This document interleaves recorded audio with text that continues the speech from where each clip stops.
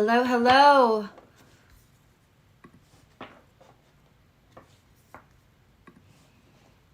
Hi, all. Hi, community. Happy Scorpio season, happy spooky season, happy eclipse season.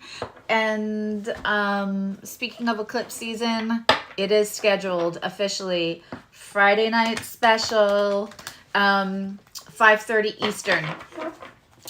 Because I want to be able to include the people on the other side of the pond. And if I did it at 7, that's just, it's pretty late for them at 5:30. But it's officially there, and I will have the amazing Lee sitting right next to me. So you guys can, either I'll have a lot of you, I have your info, but if you're brand new and I won't have your info, then, we'll be able to take it and look at the eclipse in your chart. We're here to do fire signs today, but I just wanted to make sure I got that out. For the people that are asking, Sadie's okay. We don't have definitive answers. We were only able, it was a very expensive trip to the vet to just rule stuff out.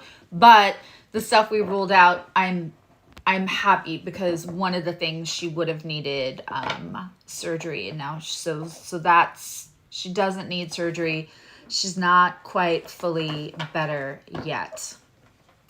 But she's better than she was last week, and they were able to give her something to help her be more comfortable and hopefully help. Also, it turns out she has arthritis from being outside, and every person who does pet communication that I've spoken to about Sadie, or even just has abilities, and both the vet and the emergency vet all corroborated that she probably walked 5 to 10 miles, which is insane for a tiny little, so her foot pads I knew were worn the second I got her.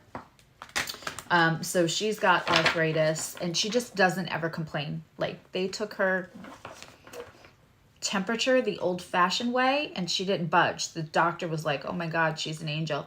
Also, as a trauma-informed person, makes me think of what taught her to suppress any kind of reaction, and that breaks my heart.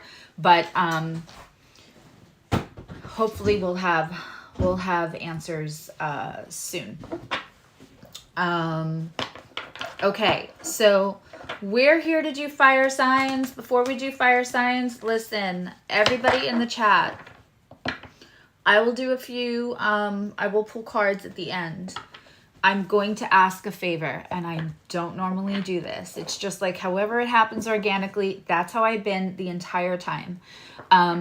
Please, if you can think of one person that could be interested in the empowerment, the trauma-informed information, the little epiphanies and nuggets that help change around mindset. If you can think of one person that might be good to subscribe, I really, really want to hit that 1,000 subscribers. I've set myself a lofty goal. We're only 100 and change away. And it was weird, but I want to say it was like 2 weeks ago. Within a 48-hour period, I had 8 people just unsubscribe at once, and I've never had that. It was weird. We'll just say it was weird. And I gained all of them back and more within a week, which is excellent. But I would really like to get to that 1,000 mark. So if you can think of anybody at all, I would appreciate that. That is for anybody in the live chat and anybody in the replays. If I get to 1,000 before Friday, then I will schedule just like a free card pull. And if you're a replayer and you're like, you're never on when I can ask questions, leave it in the comments at the end of this video. Okay, so fire signs. This is for obviously October and November, which I think is how I want to do things, because a 2-month period seems good. And then it doesn't, I'm not feeling pressured to put out videos like several weekly, or because I do other things. I feel like the creators that I felt held the standard, or that I used to watch like years and years ago, it's kind of the only thing that's all they have to do, because they have like 500,000 people. So this way, I like this Wednesdays. I'll spend every Wednesday and every weekend with you, and then we'll have a few specials here and there for some extra. But we're going to do it. So when I start in November, there'll be the November, December readings. So next Wednesday when I do water, that's going to be for November, December. And then I'll do December, January. Okay. Let's start with Aries, shall we? Aries, first house, and quite honestly, it feels like lately with my readings, there could be something in here for you, no matter what sign you're in, because I know sometimes people just value their privacy, and I understand that, so they don't put it in the comments. But can I tell you how many phone calls I got about, or phone calls? I didn't get phone calls. What the fuck am I talking about? How many emails I got on Sunday, people saying that reading that you're like, I feel like I'm reading for somebody, that it was extremely specific, and the songs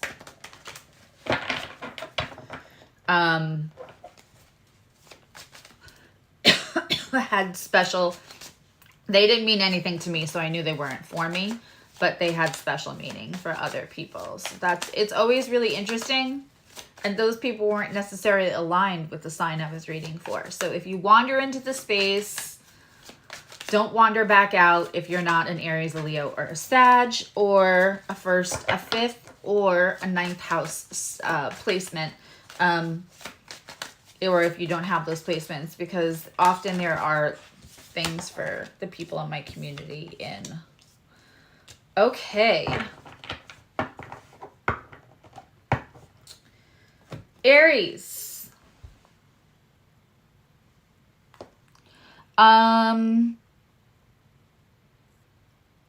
This is really interesting. This feels monetary. It feels monetary. It could be more than that. I try to have fire sign here today, but it won't stay up. Like the 80s, man.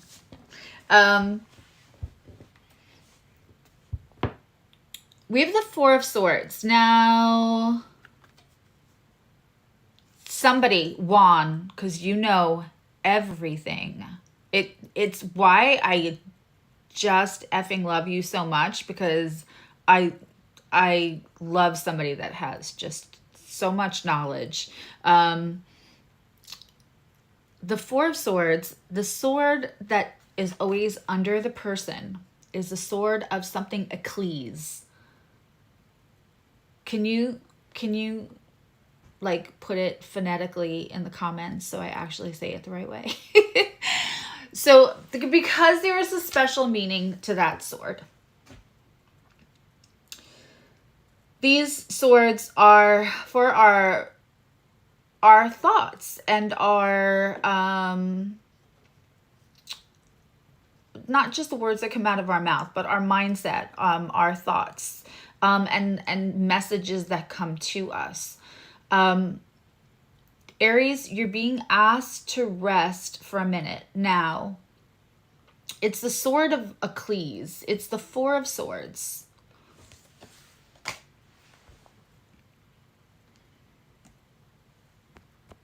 Hopefully,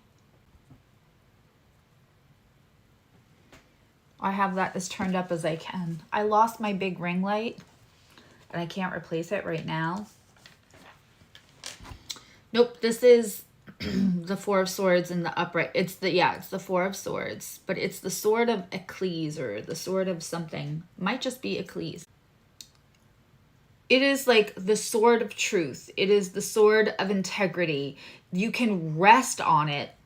It is always on the bottom, because that is resting on your laurels, resting on your integrity, resting on the most solid part of your mind. Eccles, right? It is just Eccles. Okay.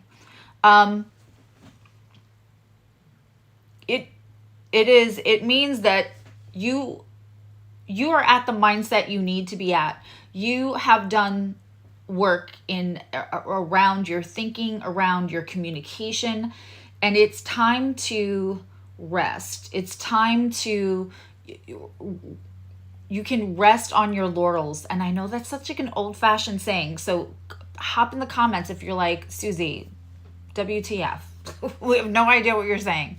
It means you've done some work around mindset, which is really kind of where all the work has to begin, right? To affect our nervous system, to affect our vagus nerve, to affect our outward exchanges with everyone else. It has to start in resetting our thoughts. It has to start in, like, if we're healing trauma, we have to start with moving how we talk to people and how we exchange with people, what our reactions are, how our fight or flight.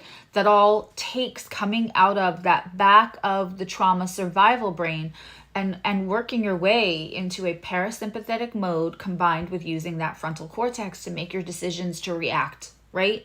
And so, like, all of that takes time. All of that takes mindset. You have to understand something. The swords are such an important part. They're all important, but the swords are such an important part of tarot. Because we can have a feeling, but before we put a name to it, Aries, right? Aries is really good at the feeling, and it's really good at the doing. It's good at the cups, and it's really good at the wands, right? Sometimes it struggles a little bit with the earth, because it's like, let's move, let's conquer, let's go. Aries energy.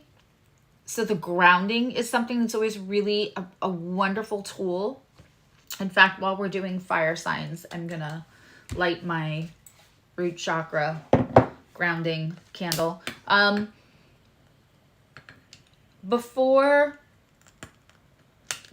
we can do anything, before anything can show up in the physical,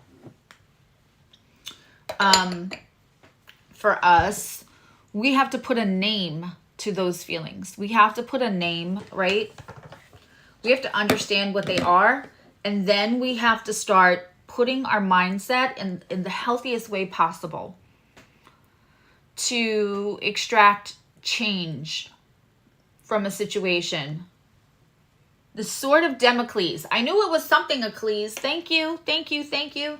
The sword of Damocles. There you go. Look how smart I am. I get by with a little help from my friends. So that sword of Damocles is like a sword of truth. It's something you can rest on. There was something that you had to work on, Aries, whether it was a lack mindset, whether it was like fear creeping in the second you were a little low on funds for the month, whether it was, listen, a lot of people are working from home. A lot of people are trying entrepreneurship more than ever before, working for themselves, doing like several side hustles, leaving jobs that were literally making them ill. And the thing is that when you do that, it takes a certain amount of bravery. It's a very Aries moon thing to do. It takes the leap. It takes the courage, right? But the second it all feels like, what did I do? We can go into fear mindset. Yes, even Aries can have fear mindsets and fear feelings.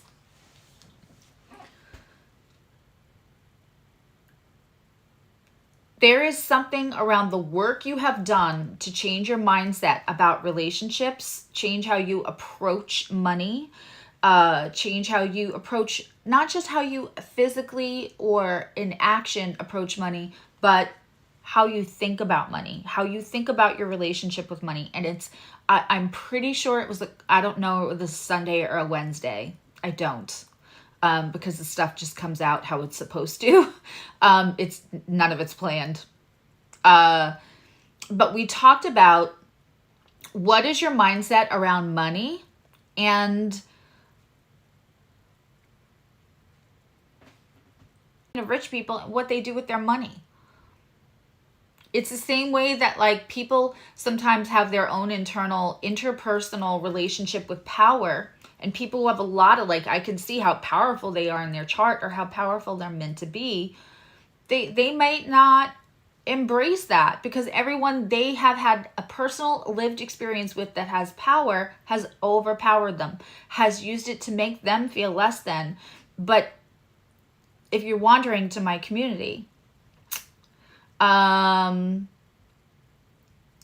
it's unlikely that you would use your power to overpower somebody or make them feel less than. That's not what you people are about. And so you can use that power to empower yourself and others, right? So it's the same thing with money. If we look at like, and it's hard not to, you know, there's that, you know, Jeff Bezos, born in 1989, is that it? That there's the Jeff Bezos song, right? It's easy to be like, these people and their money, and they treat their workers like shit. And, you know, Elon Musk is such a mixed bag. And so you have these people, we talk about the Rothschilds, and we talk about these people who have immense wealth, generational wealth, people who could be helping the food scarcity, and they wouldn't even feel it, right? But they're doing other things that aren't using their money for philanthropic purposes. What is your relationship with money? And maybe that is something that you've worked on, because this card is telling me, Aries, whether it is your thoughts around your relationship with money and what you want money, right? But when you think about people who have money, you don't like them. That's going to be your vibration, your attraction, our thoughts are what build our world. And if you don't want to believe me because I'm some woo-woo chick on YouTube with some cards and some astrology, go check out NASA scientists who talk about quantum physics, or Neil deGrasse Tyson, or any of them. You know, it's not my humble opinion. I didn't make it up. So when we have a relationship where we tie money to things with something that we feel like we could never align with deep in our soul, that is going to interrupt what could be an amazing relationship with abundance, right? It's just going to disturb it and interrupt it and not make it feel as smooth. This could also be about the love we deserve. Are we easy to stay around? Aries has abandonment issues, right? So when we talk about that confidence sometimes that people see, the sassiness, right? In an Aries, I will own that as an Aries moon. That's often the bravado that comes from, I know who I am, because you get to a certain place where it's easier to feel like, tell yourself that you're the prize because you don't feel like anybody stays.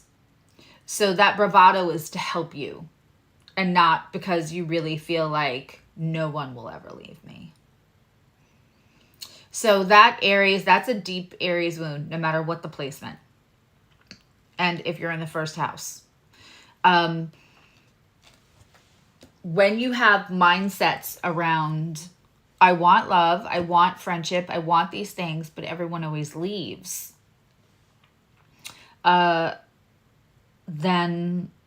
that is that is a painful thing that you can only fix with your thoughts about yourself, and also the fact that people stay or go depending on their capability and their journey. And sometimes people meet and they make each other's journey so much better, and then they grow apart, right? And to not take that personal. Aries, there's been some serious work on your mindset, and now it is time to rest on your laurels. Listen, we can work on our mindsets, and we can work on healing something, but until we go out into the real world and practice it and actually exchange with other people and keep the boundaries that we set for ourselves. Aries is really good at putting up a boundary. I said no. But Aries, I gotta tell you, not as great as keeping the boundaries. Aries is like worldwide, prestige worldwide, known for their anger, but what they should be known for is how fast that shit turns. Aries will not hold a grudge. I'm an Aries moon. I have a child that comes from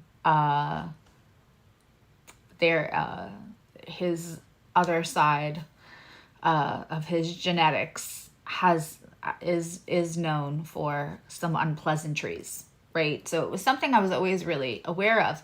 But, then he picked his little chart. He picked me as a mom, and he decided to have his Venus right on top of my moon conjunct his Mars, both in Aries. When you hit that button on him, but you will never have to ask him. He will come apologize like in 3 seconds. It goes up and it goes down. And it really is incredible how fast an Aries will come around. And I really dislike the trope that they are just angry people. They don't actually want to be angry. They're passionate, and their reactions. So you have fast reactions, right? So even just your fast reactions to whatever it is could be the mindset you worked on. This is a big card. I only pulled 2 cards because Spirit gives me so much from one. We're sitting here literally 16 minutes later, still talking about this one card. I haven't even shown you the other card.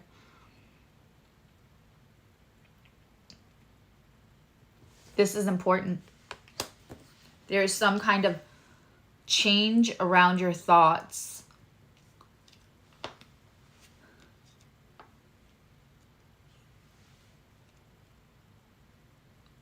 If you took time to not react, to sit in your thoughts and in your mindset, that is huge for Aries. Huge, huge, huge. And for first house placements. And listen, if this is hitting you, this is hitting you. The other card that came out, we have the 6 of Pentacles. Okay. Now, the 6 of Pentacles can be about receiving. With this card, that is so much about mindset and resting on the fact that you actually did do the work. You did. What I don't always love is that we see somebody in power and these 2 people begging to receive. When it's upside down, I personally, my relationship with Spirit, my relationship with this card based on the actual card and the history of it, is that when it is upside down, this is when we stop begging. What about your mindset changed, Aries? This is huge. What about your mindset changed that allows you to not feel like you have to beg for someone to stay, beg for the abundance, that somewhere somebody else has the power to make you feel like you're not disposable, that you are changing your mindset around the idea that someone else has the power to take all. I was going to do this, but now I see everybody else is doing that, so that's where that money is going to go. It's not going to come to me.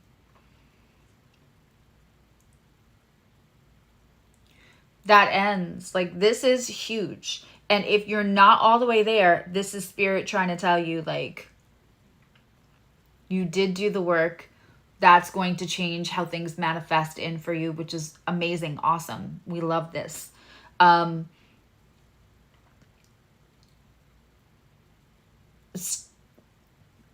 Aries has a very interesting relationship with power.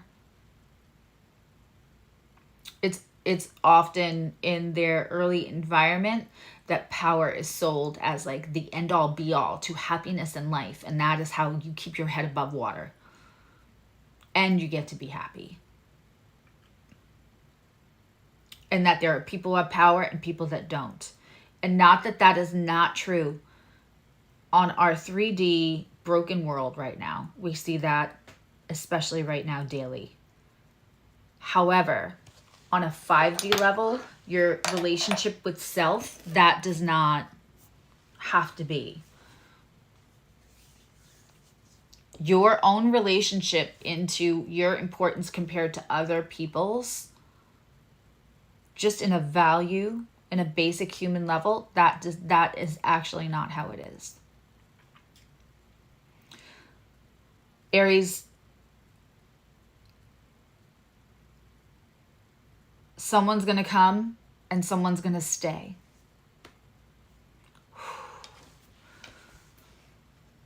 And it's not because you're different. This makes me want to cry.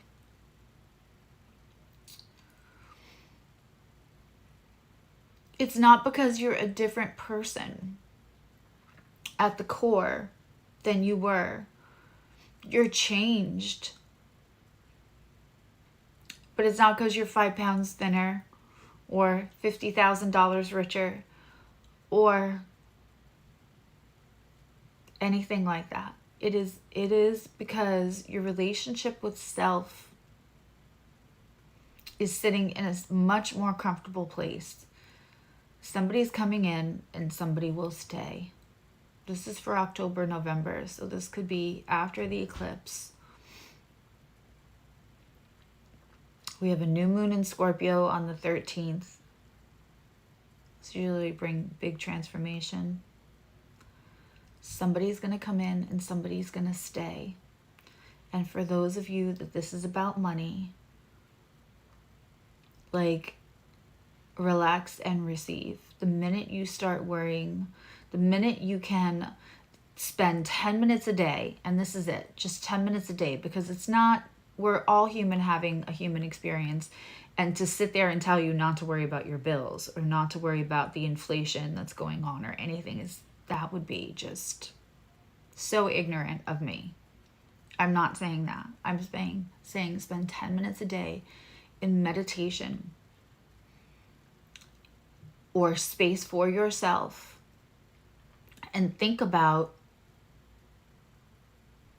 how easily it would be, like how much that money is yours as much as it's anyone else's.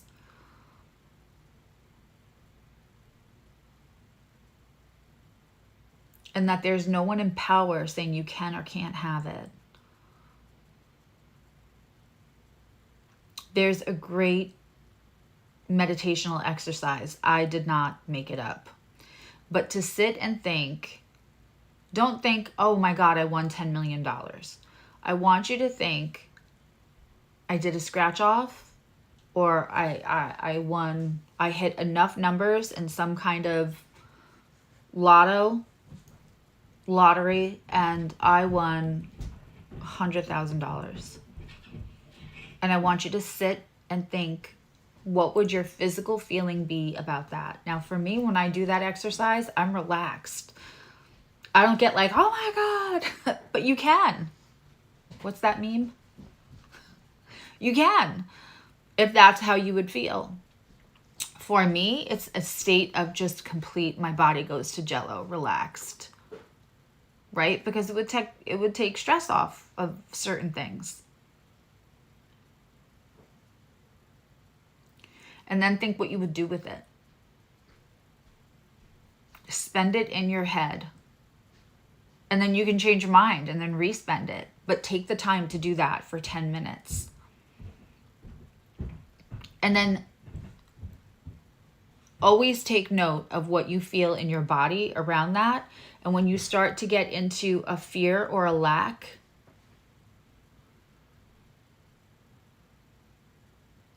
and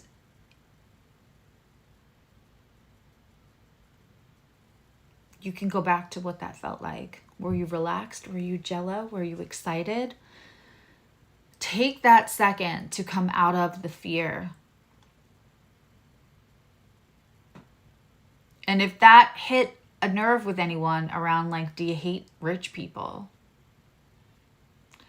I want you to now think from here on out, I don't hate rich people. I don't hate people with a lot of money. I dislike and do not align with the values of selfish people. I do not care for or align with the values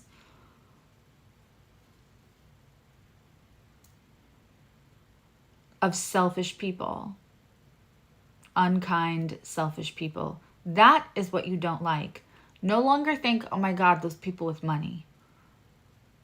I want you to separate and think, I love rich people. I don't like people who are selfish, whether they have $5 or $500 billion. Aries, somebody is coming and someone will stay.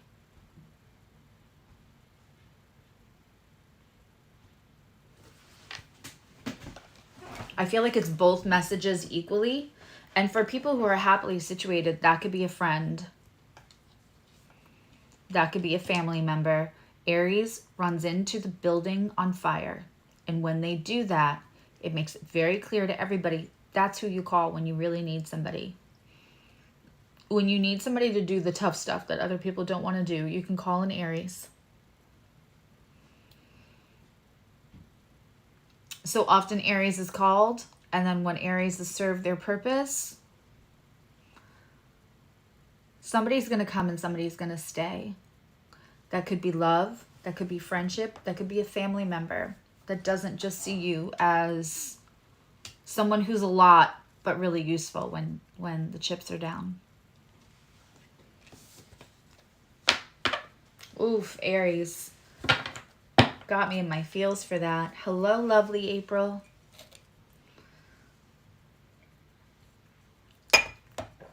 Email me. I wanna hear how you're doing. That's beautiful. Okay. I'm trying to use cards, and I haven't used these in a minute.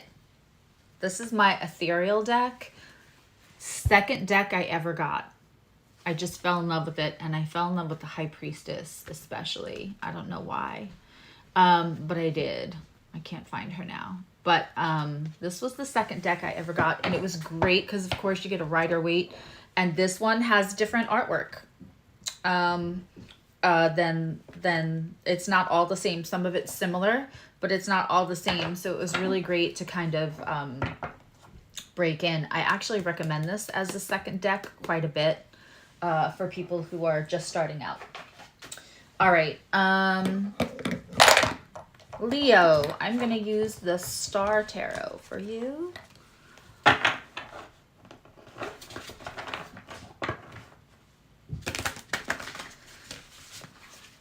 And if anyone is just joining, Friday night, I'm doing a live stream. I'm going to take your birth info, and I'm going to put it in with the transits for the eclipse. And we're going to look at what houses it's in for you, and also like what planets, because you could just tell me your rising and I could tell you what houses, right? But we're actually going to look at it on your chart. I'm going to go live. I'll probably be live for a while on Friday. I'm going to put aside some space. I only have one client that day, so that I can really hold space to be live for a while. But we're going to be doing astrology, and I'm going to be so make sure you have your birth time before Friday. Also, I'm trying to make it a goal to get to 1,000 before Friday. We're at 800 and change. So if you know anyone that you think, even if you have like a second Gmail account that you hardly ever use and you subscribe, if I get to the 1,000 subscribers before Friday, then I'm also going to schedule a live card pull. And if you're watching this in the replay, and I'm never on when it works for you, tell me. Because I promise you, if I get to 1,000 and I have to schedule a couple of free card pull sessions, I will.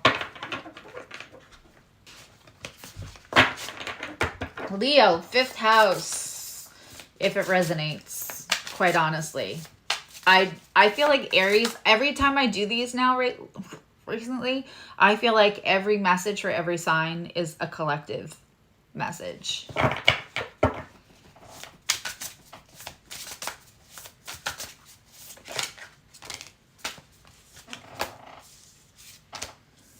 Okay.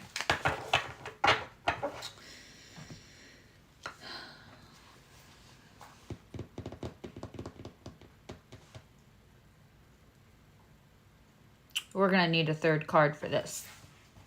I'm taking 3 cards right off the bat for Leo.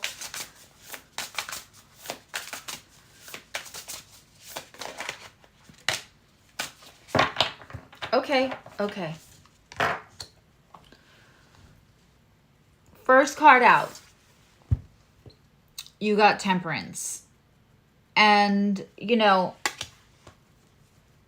I talk about this a lot on my shows, but Temperance is the Sagittarius card. And it's funny because a lot of people may, and I could understand that, could read it like balance or making something balanced or spiritual balance.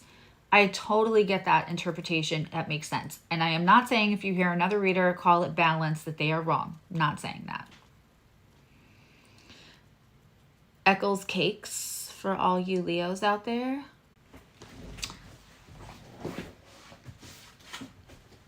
Is this like the Alpha Ken body thing if you say it fast? Am I missing something? You're all welcome for the laugh when you go to say that fast and you realize what that is. So, again, I'm not saying if... Okay. I'm not saying if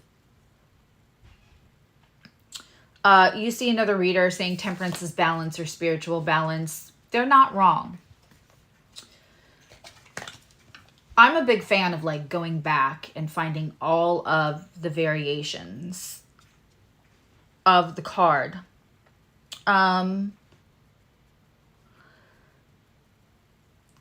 Temperance used to mean moderation from alcohol.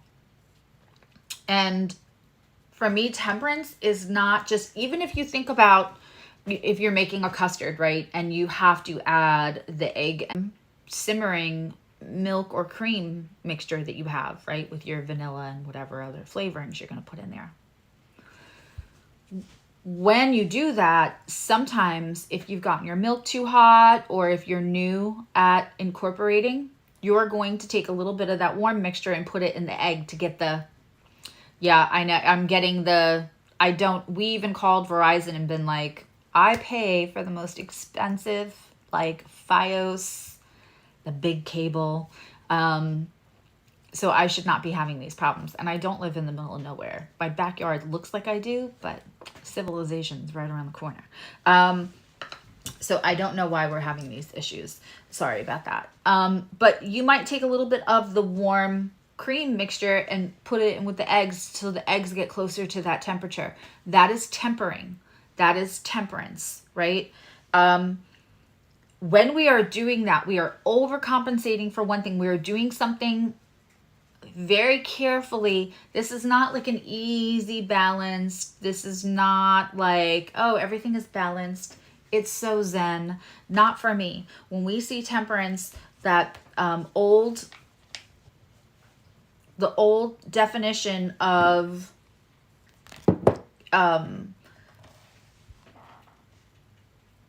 abstaining from alcohol, when you're doing something like that, it takes extra strength. It takes extra. This is not, when you're doing this, this is work. It has to be done carefully. Like tempering your custard mixes. It has to be, it's not something that's of ease. So When you get Temperance for Leo right now, yeah, it's anything that, absolutely, it's anything that feels like more of a struggle for you to make sure the balance is right. It feels like if things go off, here's the bottom line for Temperance for me. When I get that card, I know that somebody is like on a treadmill, you know, trying to juggle eggs. It would take very little for something to come out of balance. It feels like the balance is so tight that you cannot take your eyes off of something. You cannot, like, if you relax about keeping this tempered, keeping these, right? If you relax, something's going to curdle. If you relax, something's going to go out of balance. This is a job. This is something that takes a lot of strength. We see the enlightenment behind what we may assume is an angel or a spiritual character. It feels, and this could be anything. This could be anything for you, but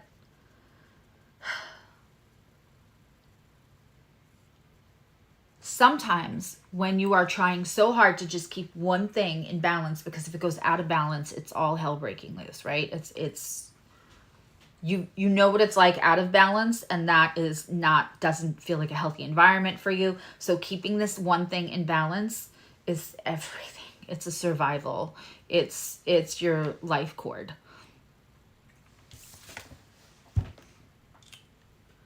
While you are keeping this in balance, you may choose. Now, when we look at the original Five of Pentacles, what we have is people out in the snow. They are cold. One is injured.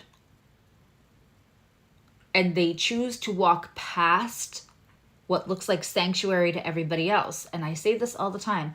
Sometimes you would say to somebody, oh, you're having trouble? Go stay with your mom. Go stay with your sister. Go stay, you know, go ask this person for help. Maybe that person doesn't feel safe to them. And so you would say about them, well, if they need help, then why don't they just go get it? Because sometimes where people would normally go get help doesn't feel safe to someone else. When your only concentration can be keeping this one thing in balance so everything doesn't go so crazy out of balance, sometimes we end up self-isolating. It's the only place that feels safe.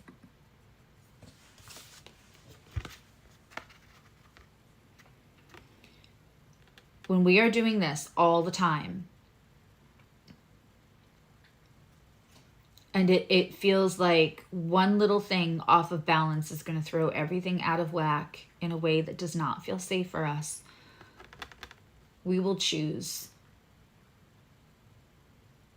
We're the ghosters. We will go insular.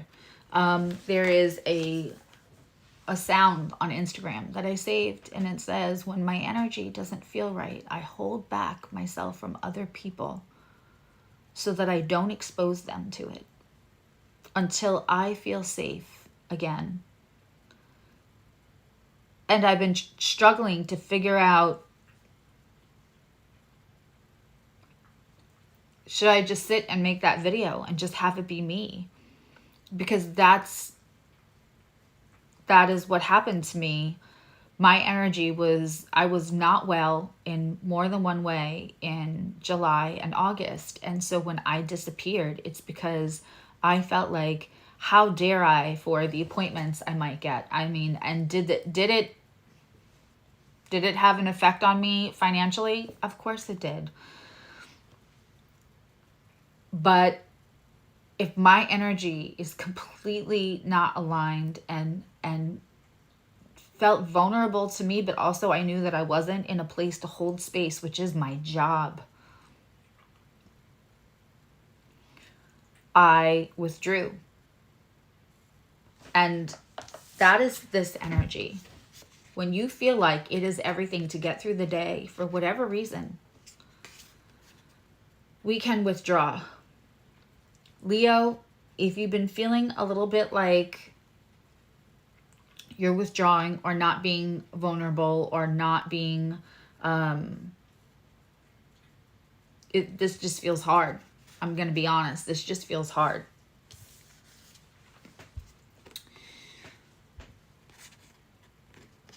Something is coming. Something is happening. I really hope it's this eclipse where you are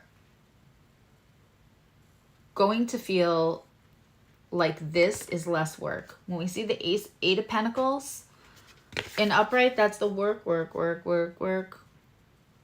right? That's Eight of Pentacles is working, and you know why you're working, and it's to get someplace, and there's a purpose.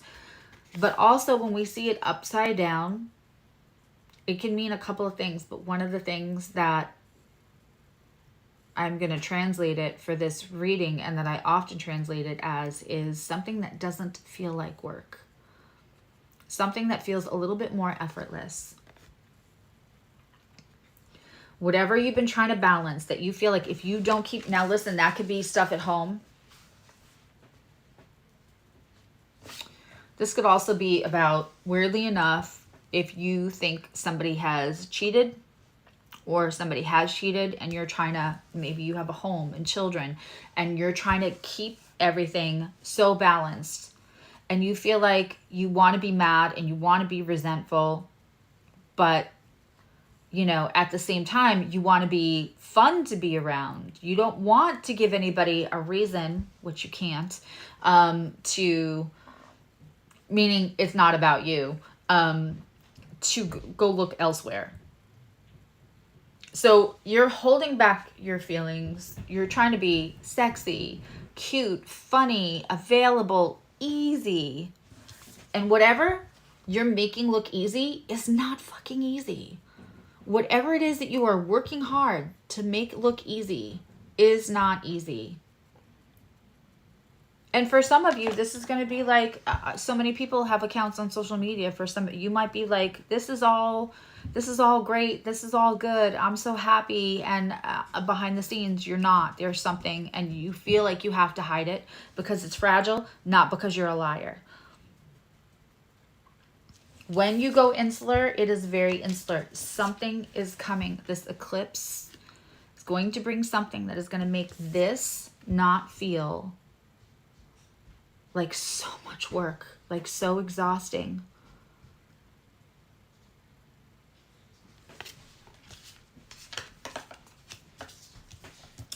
You're going to have to come out of that insular mode though. Hello, Latanya. You're going to have to come out of that putting yourself in ghosting mode.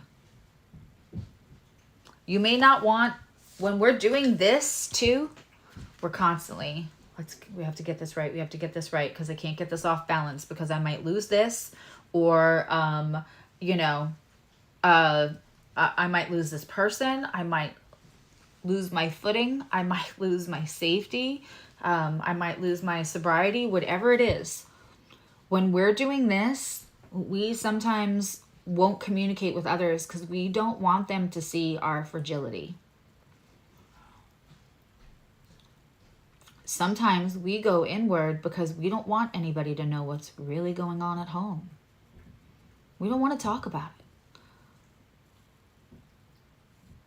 You could have a fight with your best friend and you're hoping for the happy end, so you don't talk about it with the whole world.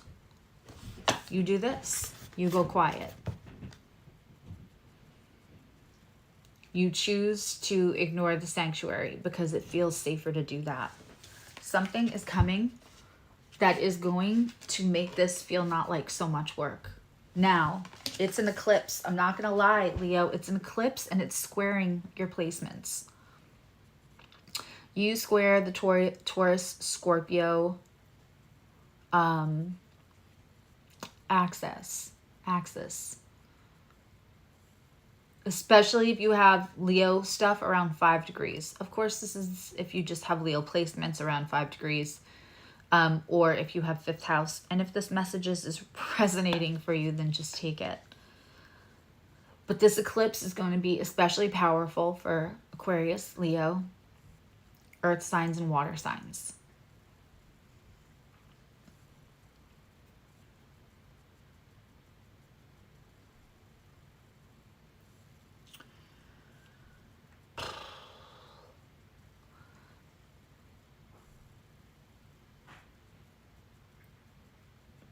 This thing that just becomes so much easier that you don't feel, it feels like a letting go to me.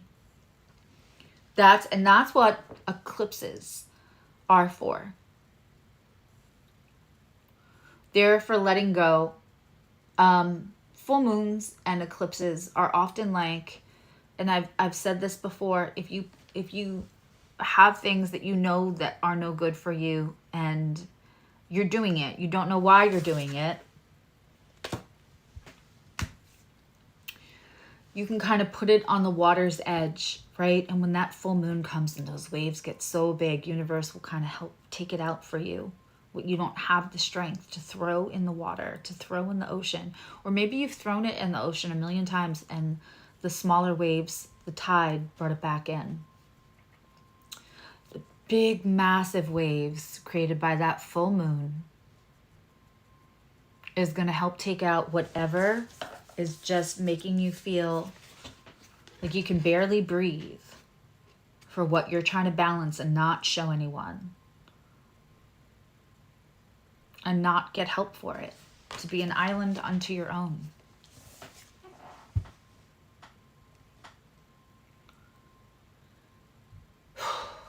The eclipse is Saturday. We're going to do a special on Friday night. I'm going to be looking at everyone's charts and letting them know where this eclipse is hitting. We're going to do live. And I'm going to have 2 computers. And Lee will be right next to me. I told her she should just... It's Halloween anyway, so... I am tempted to maybe do a little Halloween-y makeup at least. Although I want to be a serious... so if I do something, for me it might be a little more watered down, but she should just go all out. Hello, Nicole Lilith. Love you.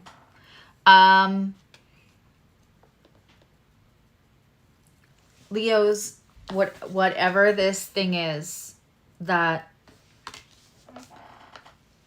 you're balancing, and I even want to say there's a part of you that knows that trying to keep it looking perfect, trying to keep it tempered, is hurting you, and you know that. This eclipse, something is going to come along and make this feel like a lot less work. Whether that's release in your mindset, whether that's the problem taking itself, the trash taking itself out, if it's a person, that it may not feel good, but I promise you, there is a 6-month cycle. We also have to remember this eclipse is not just the regular eclipse season. When we go into the next set of eclipses, they're all in Aries and Libra. This isn't just the end of a 6-month cycle, this full moon in Taurus from the new moon in Taurus last year. This is the end of the end of the Taurus Scorpio nodal axis that we've been on for 18 months. What's been going on for 18 months? We're going to talk more about that on Friday night. This feels, my chest feels heavy, Leo. But I'm also, this card makes me really happy. I get it. I've been there. You don't even know. You don't even all know how I've been there. Trying to keep one part of my life so out loud and so transparent and so vulnerable. This isn't recently. This is about 10 years ago. And another part that was so painful, and I had to hide it from everyone, including the people in my home. So painful. And what that took out of me, what it did to my health, with everything. But I felt like I had to do it at the time. I felt like I had to do it. I felt like it was the only way to save something. And you know, that thing just burned and crashed on its own. So when something's just going to happen.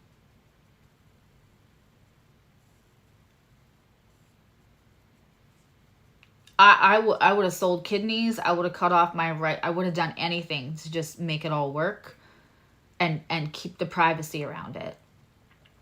And when it finally crashed on its own, it was painful. I had that moment of, oh, fuck, everyone's going to know. And then there was relief, release, decompression. And then 6 months. Trust whatever this eclipse takes out for you, Leo. But you have all of my respect because I know the work that it takes to be the Temperance card for an extended amount of time. Thank you for everyone sharing, and just really any, I feel like 100 isn't that hard to get if I'm proactive about it. Right?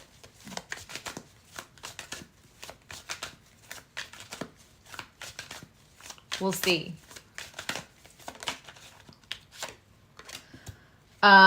We are on Sagittarius. For anyone just joining, I will be live Friday night, 2 computers out, and have your birth info ready.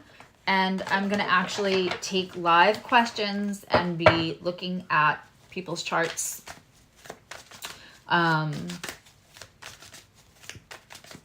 And I'll figure out some way to like get it on camera. It's going to probably take me all of tomorrow to play with everything and get a couple of cameras going. But I will,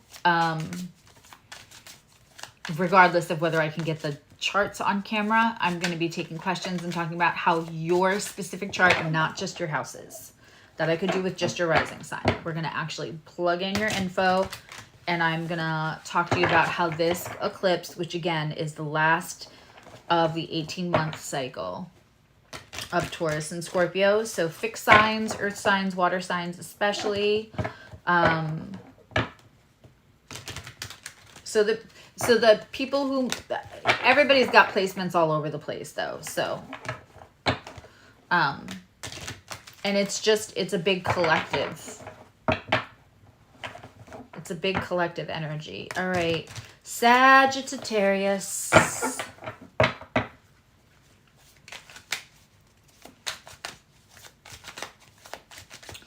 Sagittarius. 9th house placements. Who's got 9th house placements?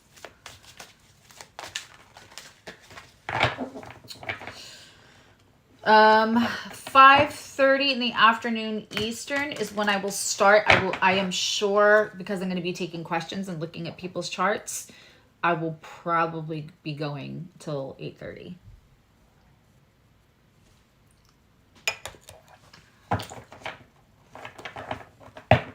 And again, I'm going to have, I'm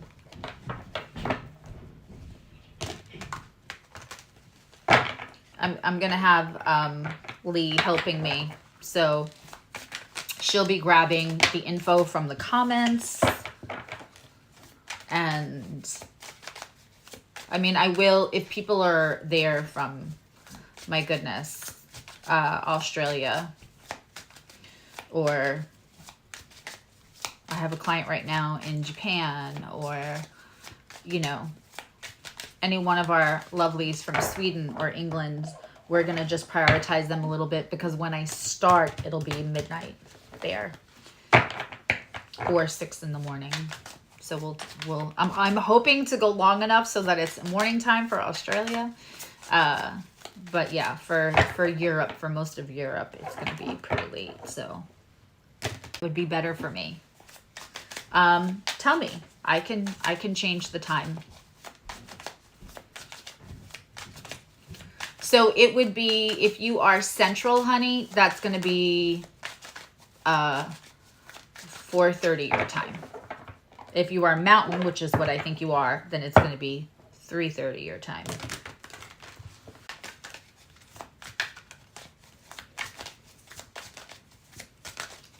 I'm Eastern, so the only people who are going to have a later time, like it's going to be later than my time, is going to be Europe and that way. Otherwise, you'll be earlier. So like Cali will be 2:30 when I start. Alaska will be 1:30. When you work enough from Zoom appointments, you start to know them off the top of your head. Okay.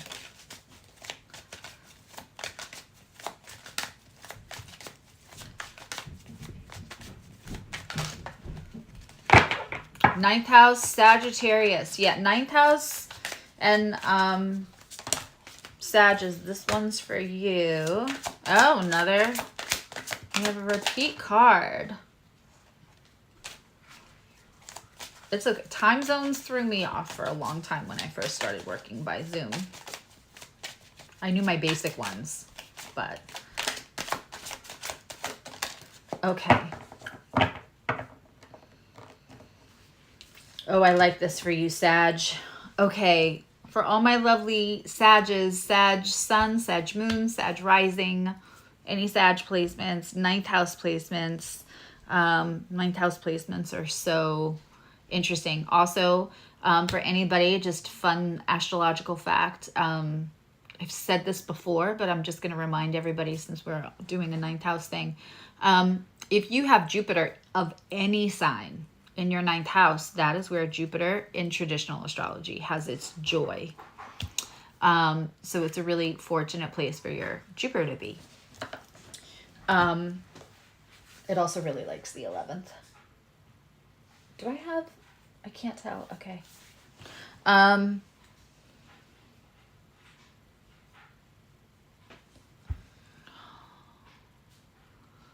We have the Eight of Pentacles in reverse, which is the last card that came out for Leo. So that means something that's like, can mean like a little less work, but let's just check. This is a very, very interesting Eight of Pentacles. So it's a lamp, and the frog kind of gets in the lamp and exudes all this extra energy. The frog is actually, so it's this really amazing component where we have it what looks like actual fire, old-fashioned fire, and the frog is what creates the electricity that then lights up the modern lamp shade. So this is you leaping into an opportunity and being very, very busy, and it creating electricity, it creating movement towards where you want to be in life. This is the work for a reason, for a goal. It's aligned for you. This is, I love the artwork on this card. This is...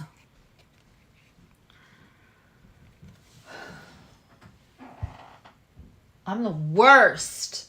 Literally the worst. It's another one, and I always forget this one too.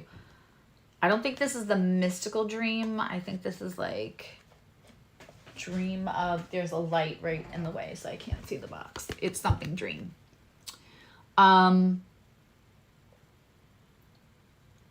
These cards are incredibly interesting. This Eight of Pentacles came upside down. I feel like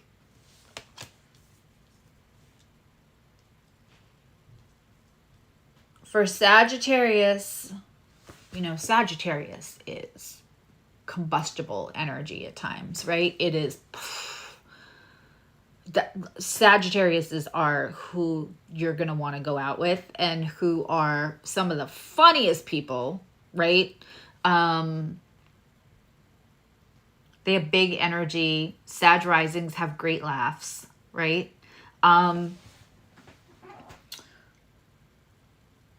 They can be electricity all on their own. I kind of love that card, even though it's an earth card for Sag, right? When this is upside down, for me, this can feel like a lack of wanting to work. This is a lack of electricity around work. This is a lack of motivation. This is, you know, I think lazy is a social construct rooted in racism. And so I don't like that word. And I don't like how we use it to shame ourselves and shame others. I don't like it. I think when we are feeling lazy, we're really uninspired.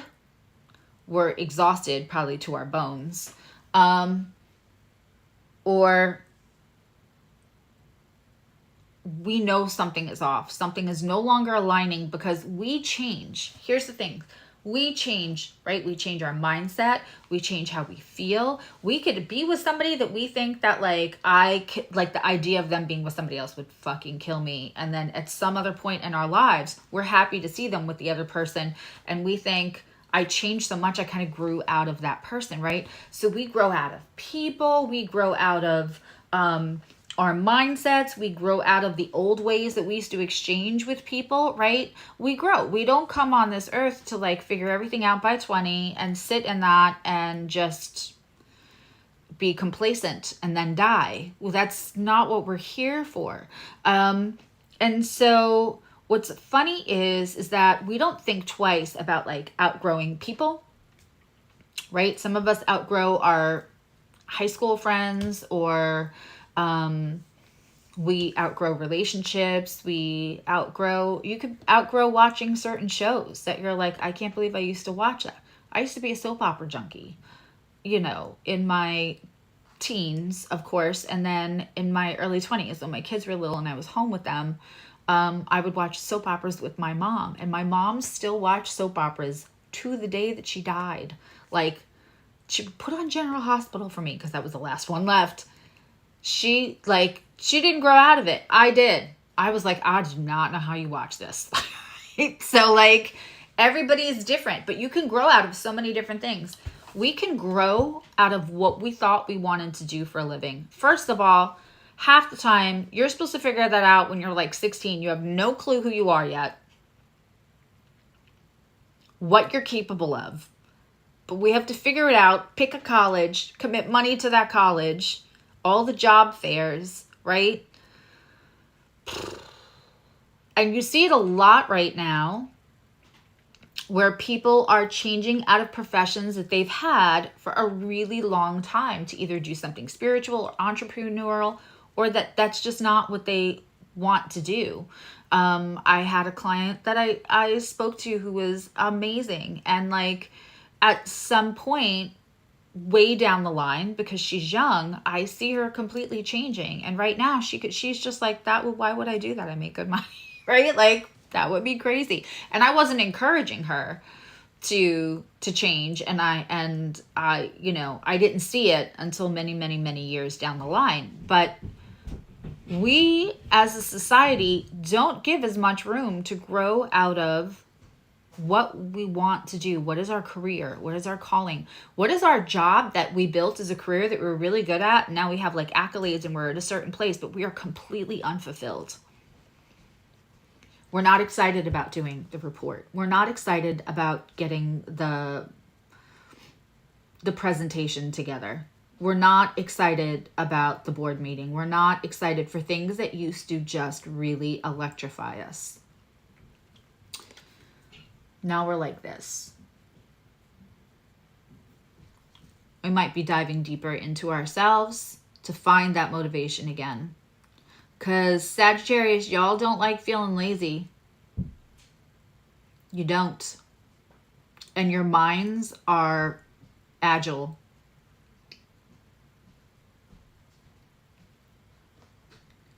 What is that thing? But I have to make money. I have to pay my bills. Oh my God, inflation right now. Like we're worried about buying groceries. I'm going to change my career. That's crazy.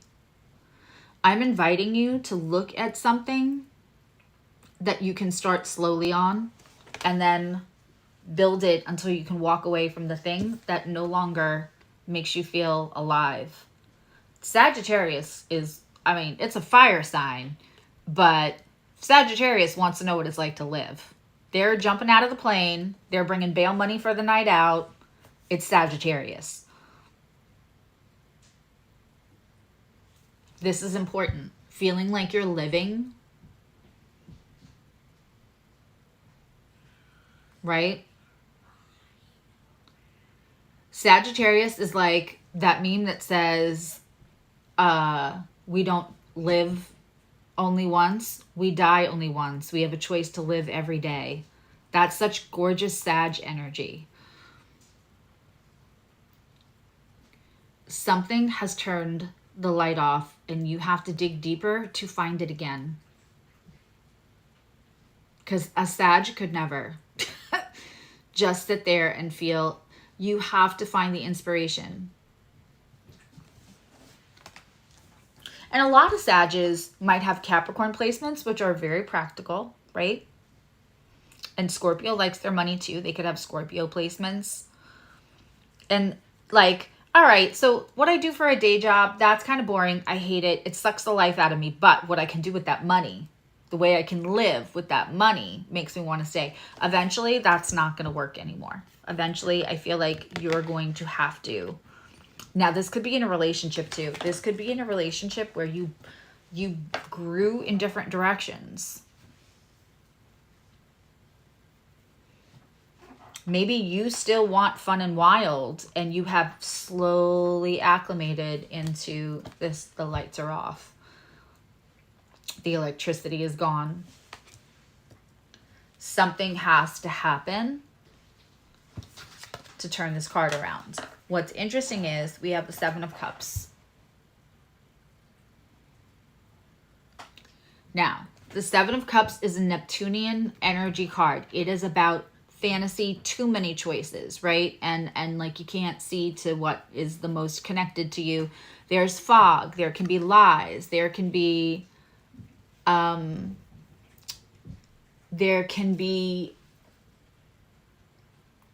illusion or delusion. Wanting somebody to be the way you want them to be instead of the way that they are is very Seven of Cups. This is in reverse, which I love for you. Both cards came out in reverse. Now, this is clearing the fog. That is what I feel like this eclipse is going to bring for you. There was an illusion or a delusion. There was an illusion about the person that you are with that you keep telling yourself like, oh, we still have complete connection. Because I am sure that there are some people who say to their friends, I'm not really happy anymore. And they'll think, oh my God, I would kill for your partner. They're so steady. They love you so much. You guys have a great life. Are you kidding? You're the relationship I want.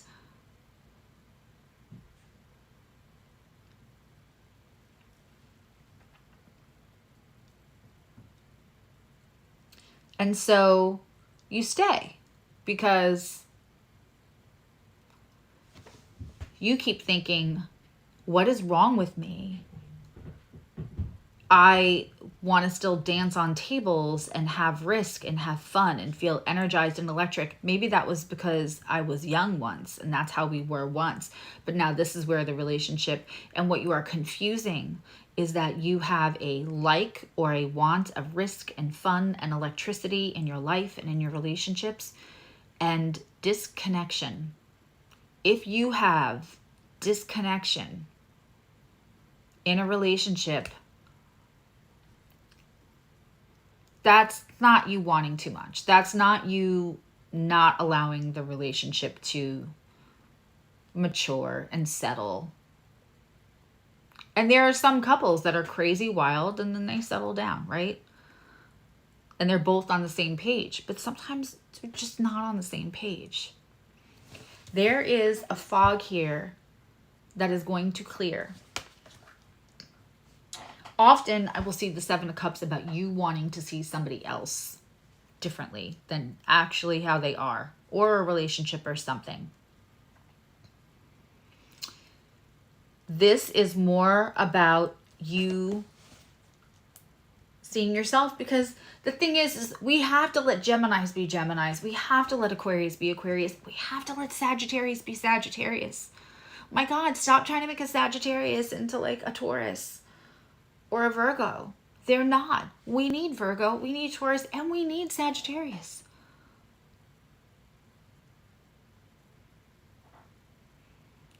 Right? You can't ask them. You might be a Taurus that's their friend, or somebody with a Taurus moon that says, are you crazy? Your partner is handsome. They have such a good job. And you know, oh my God, the way that they look at you, but you feel dead inside.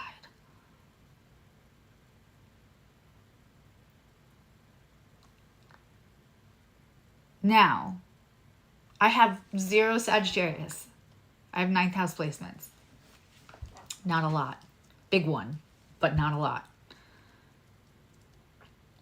I don't really have a lot of connection personally, like interpersonally with Sagittarius. I have plenty of Sagittarius connections, but I'm also getting teary-eyed for this read, because if you are asking a Sagittarius to live dead inside, you might as well tell them that you don't love them and you don't care about them, but most of all, you don't see them and you don't know them and you don't understand them. Don't ask a Sagittarius to be dead inside.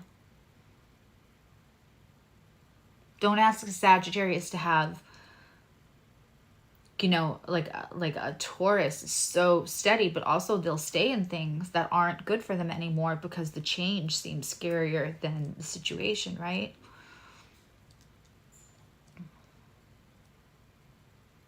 Sagittarius care about the whole world.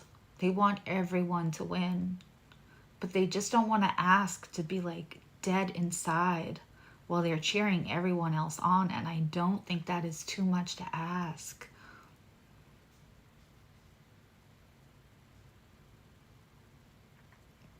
Oof. And the other thing is, if you are somebody who was like, listen, I did all the wooing of my Sag, I did the crazy, right? We went to one of those like parties where we wore masks and lingerie. I did the whole thing. And now they know that I'm fun and exciting, but I'm not up for that anymore. You have to think about what you are asking your Sag to be.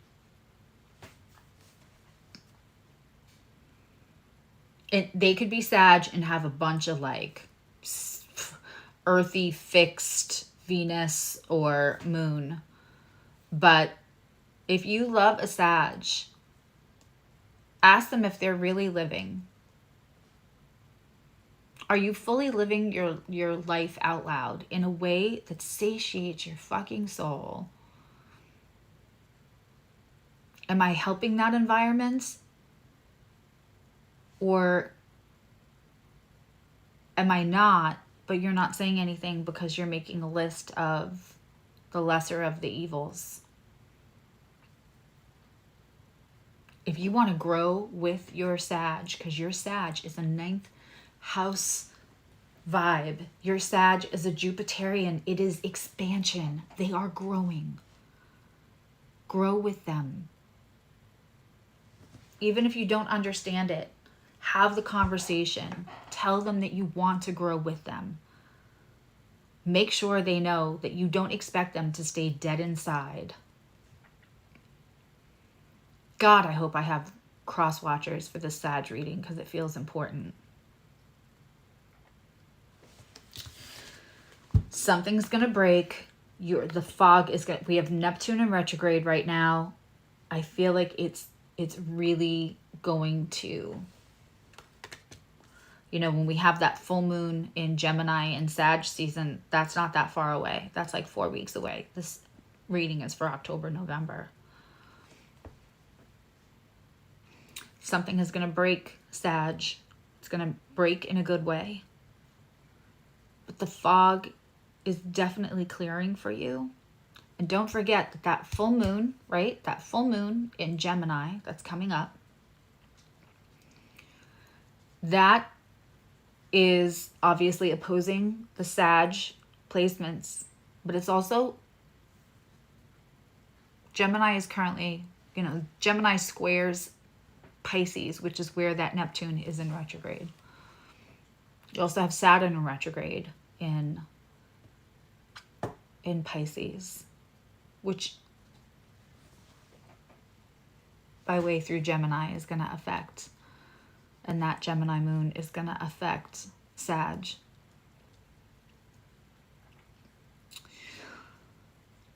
Sag, you can't stay dead inside because everybody else thinks that you wanting to live your life fully out loud and be electric and satiate your soul and be connected to what you do.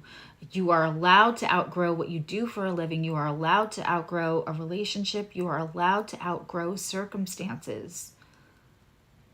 You are not obligated to stay feeling dead inside.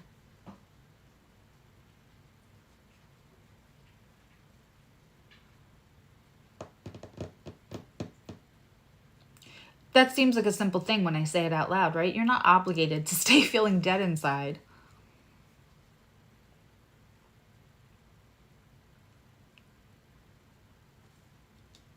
It's like when everybody loves Sagittarius at the party, they love party Sagittarius, right? You want a good party? Make sure you have some Sages there. It won't be boring. But then they want you to be somebody different when it's convenient for them. No sign at any time can live for another person's convenience. I find this especially true about Gemini and Sag, probably Scorpio a little bit, and Aquarius. The good thing about Aquarius is Aquarius kind of doesn't care whether other people think that they're dead inside, because they're not going to have overly dramatic reactions to things that are unhealthy attachments, you know. But Sag cares. They want you to win too. So while they're cheering you on, it's a little unfair to ask them to be dead inside because it fits status quo. This is dead inside. They are diving deep to find their inspiration again. They want to live fully out loud. Now, depending on their other placements, I'm going to say this about Sag. One of the reasons you'll see Sag and Aquarius get along so well is because both of them have very little as far as facade. So while the whole world is used to the social construct of, like, I used to say there's dating Joe and relationship Joe, right? And there's dating Jane and relationship Jane. Dating Sag is relationship Sag. So don't think you're going to catch them. Put them in a pot. Grow them how you want them. Water them down. They're not going to thrive that way. They don't work that way. They are ruled by the planet of expansion and opportunity. And God, they're amazing. Sag, this is going to break. The fog is going to break. You're going to be able to separate, right? I talk a lot about, like, there's so many fine lines. There's so many nuances. Like, when are we loving somebody unconditionally? When were you enabling them? When are we having a boundary, and when are we using an ultimatum, right? Everything has, like, this fine line that we have to find out for ourselves. And what you're going to find out, I believe, over the next 6 weeks or so is that this isn't about you being inconvenient for everyone else. This is about you understanding that there has been an actual disconnect. This isn't about you selfishly wanting to act 22 when you're 30 or 40 or 50. This is about actual disconnection to your life, to a person, to a career, something. And you're allowed to recognize a disconnection. From there, you can decide to try to make somebody understand or not. You know, there's that very old quote, I hope that you find somebody that speaks your language so you don't spend a lifetime trying to interpret your soul.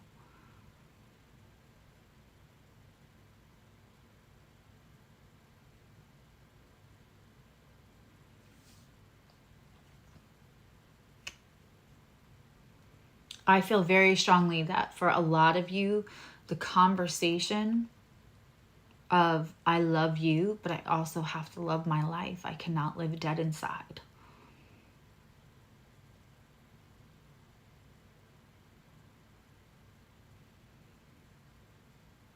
You know, we have one cat that's an outside cat, and we let her out knowing that she will come back.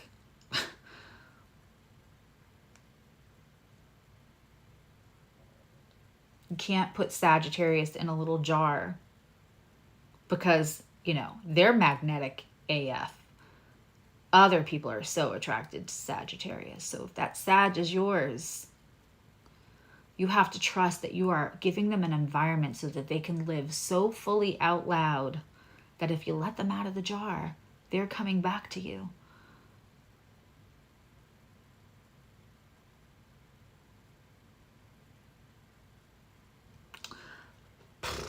As always, deep readings.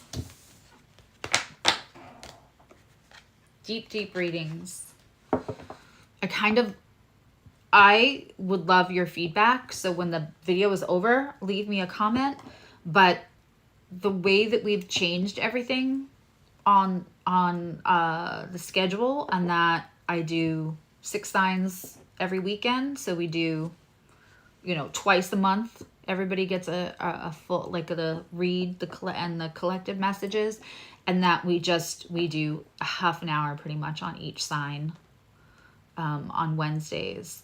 I kind of love the depth that's been coming out of there. I know I'm probably long-winded for somebody and they just want to know if their person's coming back. But let me know what you think. Maybe that's why my channel's not growing, because I'm not doing the whole they're coming back readings. I feel like if I build it, they will come.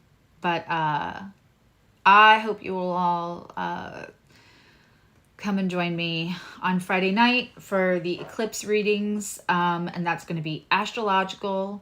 And I hope you will all share the channel with somebody that you think will subscribe, or even heck, if you have a second Gmail account that you forgot that you have, go ahead and subscribe. We're going to try to get to 1,000 by Friday night, because that's going to allow me to do a whole bunch of other things. And you know what that means too, people.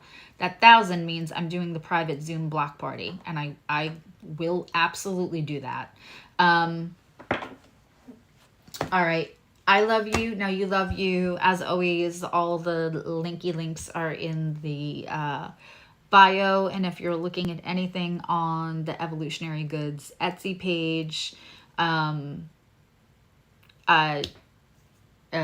it's Community 10, all in capitals. It's Community 10, not 10 Community, right, Lee?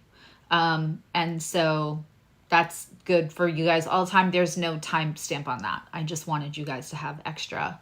I mean, my prices are lower than the normal, but I wanted you to have that. And that's for Evolutionary Goods. That's for the Etsy store. And yeah, so I appreciate all your help to get me to 1,000. I will see you all on Friday night. I'm excited to do that. I love all of you. Yeah, and Friday night's going to get, and if you want to go on from a burner account and be anonymous to give me your info and stuff like that, you can do that too. There's ways around it. If you really want the eclipse reading, but you don't want to have all your stuff out there, it takes 2 seconds to make a Gmail. And just, you can privately give me, you can call yourself Bert and Ernie and give me your birth info, and I'm still going to give you the same feedback. Okay, I'll see you all soon. I'll see you Friday night. And you can dress up if you want and send me pictures. All right, bye.